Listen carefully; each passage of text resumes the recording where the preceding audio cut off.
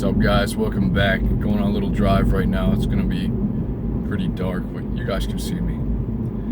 And one of the things we've been talking about a lot is stories and narrative. The biases, well, the narrative bias, just a story that we tell ourselves, looking at life subjectively, what is going on in our lives, and we make sense of it through a story. I'm now driving this car so I can make a video for my channel, or I'm going, right, whatever you're doing. If you're going to school, I'm going to school to further myself to become that bioengineer. And stories are good. Stories are very good. They're what drive us forward and give us meaning and purpose in our life. And for many, I think that the story has been corrupted, or the story is not one that gives us enough meaning, or it leads us on a different path. That's confusing. So, yeah, this cop just did a total 360. That was weird. Anyways, and as what begins to happen for, I think, looking at a women's standpoint, from an early age, a lot of girls are treated like princesses. And then even the movies and the media, the shows that they're exposed to, the love stories, the books, they begin to tell a young woman, a young girl, a story of what love looks like, what a relationship is supposed to be like, the emotions that you feel, the desire, how a man should be, without ever really experiencing the true nature of a man.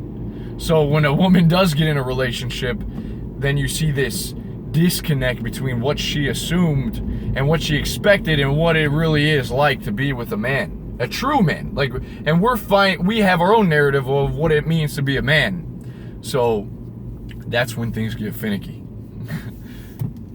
And as guys, as we grow older, right, who do we have to tell us that story? We have this narrative from our mothers: treat women with kindness, buy that girl flowers, tell her she's beautiful, be respectful always to the woman, right? And a lot of these are good. Never hit a woman, right? You should not be fucking beating up women. You are stronger. So, but as men, we've got a lot of fucked up narrative too. A lot of us lacked the father figures in our life that was like treating our mother with kindness, but at the same time also exerting control and purpose over that relationship. I know my father seemed to be very weak at times, and my mother would sort of have to step up because my father really didn't find a purpose. He didn't know. He was just trying to get through the damn day, dude. Had 6 kids. He was just trying to make it happen. He was just getting it popping, going to those flea markets and stuff, trying to make some dough and bring it home. So my mother had to step up, and my dad wasn't always there. So we don't learn how it is to be a man for many of our fathers, and some of us were blessed with good fathers. So as we get older, we kind of run into this trial and error. We bump heads in relationships with the woman. We're like, what the fuck is wrong? I was supposed to be like this. I'm being nice. I'm the nice guy, and I'm doing everything right, and I'm complimenting her. I'm telling her she's beautiful, and I'm telling her I love her. And she's not interested. And a woman thinks to herself, this guy's the nice guy. He's my Prince Charming, but why is it that I'm not attracted to him? Why is it that girls like the assholes? So it's weird until you actually experience it. And for the majority of us young men, we have to go through that heartbreak. We have to go through the denial of a woman's love for us and experience the breakdown of our identities, or of everything that's been taught to us. Our narrative just totally gets smushed to smithereens, and we have to rebuild it from there. So then we look to outside sources, and a lot of us have found, like, what does it mean to be an asshole? It's not like truly being an asshole. Or we read books, like we look to R.S.D. Tyler, the whole R.S.D. crew, how to actually pick up a woman. What is it that a woman looks for in a man? Or maybe you've read the book by David Deida, and now we begin to realize that there's a polarity in a relationship there. The North Pole and the South Pole, there's this magnetism in the same thing you have to have in a relationship, the yin and the yang. So we begin to develop this new, and that's actually a really hard place to get, because then it brings a whole onslaught of questions, a whole nother wave of what is my purpose and how do I stay on that, and how do I bring a woman along that journey. It was Sam Keen in the book Fire in the Belly. He's like one of the most important question, or two most important questions, is where am I going and who am I bringing with me? Think on that, meditate on that for a little bit. And another thing I've realized in the man is that one thing that has corrupted many of us today and is just plain toxic for your mind is pornography.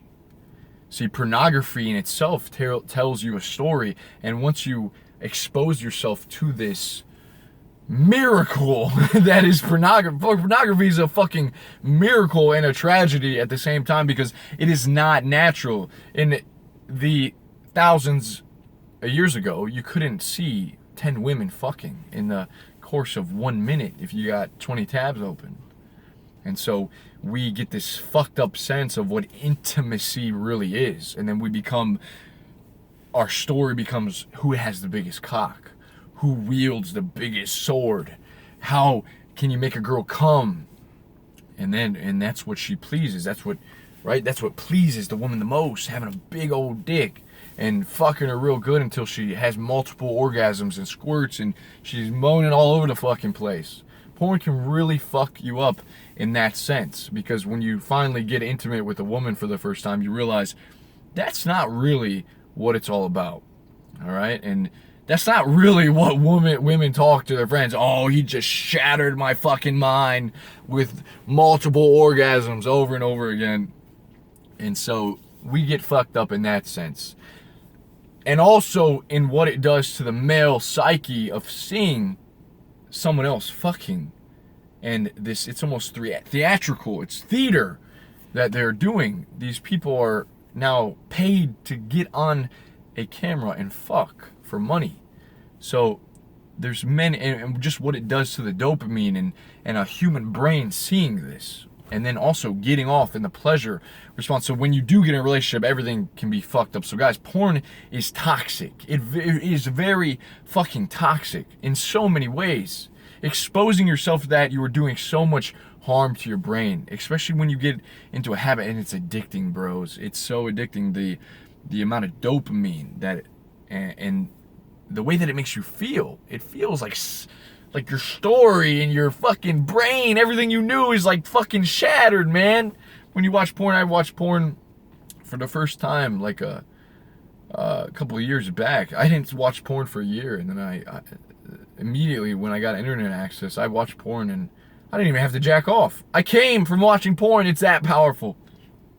You see, but back to what it is that we have the male and the female brain in their story. So a woman, what she discovers a lot of times is that when she gets in the relationship with the nice guy, she's turned off, because now it's just someone that gives so much of his energy and time to her and doesn't have a backbone.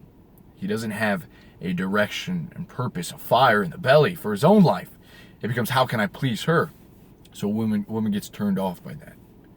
And they realize that, these stories are nice, these movies are nice, but we really want someone like 50 Shades of Grey. Or, someone that can carry his weight and that wants to lead. That wants a leader. We're also involved. See, that's a tough part, to be leading and be involved in a woman's life for a man. That's very tough, and that is through trial and error, which many times a guy doesn't get to experience, because getting out of a relationship is very hard. Even a bad relationship is very, very hard. And so you will begin to notice this, you young guys, how difficult it can be when you get into that relationship with a girl. And you're going to have a lot of questions. But believe me, if you seek truth and you learn the dynamics, dive into female psychology and what we're talking about now, really think on what we're talking about. Why would a woman want you to lead? Because a woman is vulnerable. A woman is very emotional. For the most part, women are very emotional, more so than men. I think a lot of women will agree to this. And guys, guys want this unconditional love from a woman. A lot of women need conditions, right? You gotta be that one. So when you attach so much attention and like when you base your happiness on the love of a woman, man, that's a very, very shaky foundation. You're depending on another person to make you happy, and vice versa. This goes both ways. I know a lot of guys are very loving and they get smashed in the first breakup, and they become dark knights, the saying goes. You become these guys who just hate women and can never be vulnerable again. So now it's just about exploiting them and fucking and never really finding that true love. And I've been there and I know how it is, and it's something that you have to trial and error.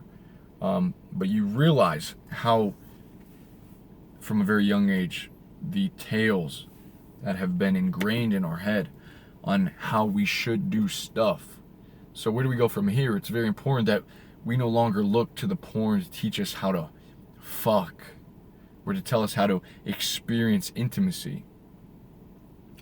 That we learn, that our parents and the way that they taught us is different than how it really is. I mean, getting down to a very biological point of humans. The girls want a guy who is fit. It's not natural for a woman to want a fat, unhealthy man. And to think otherwise, what about true love? Fuck that, dude. It's not natural. A woman would want a nice, healthy, fit man who could be a good leader and have value, so that if she is going to mate with this individual, then her offspring are going to be cared for and be strong and have good genetics. That's the way that it is. So don't keep deluding yourself and having this illusion that, well, what about true love? See, we need to get that out of our true love, out of our vocabulary. And then girls too, when they meet a guy, that a lot of them get shaken because they meet a guy all of a sudden that's has a purpose, and the purpose is more important than her, and that's when they get shaken to the core. They fall in love and they don't know how to handle it, because for so long, so many guys gave them undeniable expressions of love, but it was really just to make sure that this woman, I keep saying women in place of woman, this one woman didn't leave them. But that's not genuine love. That's not genuine love. Being in a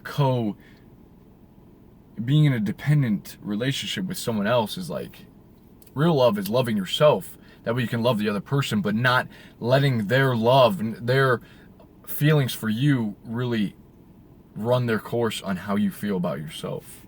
So you don't need them to make you happy. You don't need them. But that's very... oh man, the dynamics of a relationship can be really fucking tough. So guys that are out there in a relationship, realize that your relationship is going to flourish if you decide